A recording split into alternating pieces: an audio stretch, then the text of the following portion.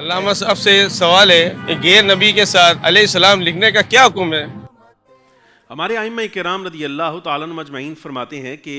نبی کے لیے بالاستقلال جب بھی درود و سلام یعنی صلی اللہ علیہ وسلم یا علیہ الصلاۃ والسلام کہا جائے تو یہ انبیاء کرام علیہ السلام کے لیے کہا جائے،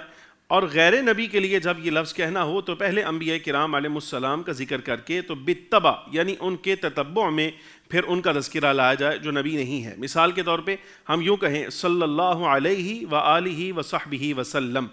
تو کچھ الفاظ ایسے ہوتے ہیں مثال کے طور پہ ان کا معنی تو ٹھیک ہوتا ہے لیکن اختصاص کسی ذات کے ساتھ ہو جاتا ہے، اس لیے ہمیں اس کا استعمال اسی ذات کے ساتھ رکھنا چاہیے۔ مثال کے طور پہ ہم یہ کہتے ہیں اللہ تبارک و تعالی عز و جل، اب حضور پر نور سید العالمین صلی اللہ علیہ وسلم عزا بھی ہیں جلہ بھی ہیں، یعنی عزت والے بھی ہیں جلالت والے بھی ہیں، لیکن اس کے باوجود اگر ہم کہیں محمد عز و جل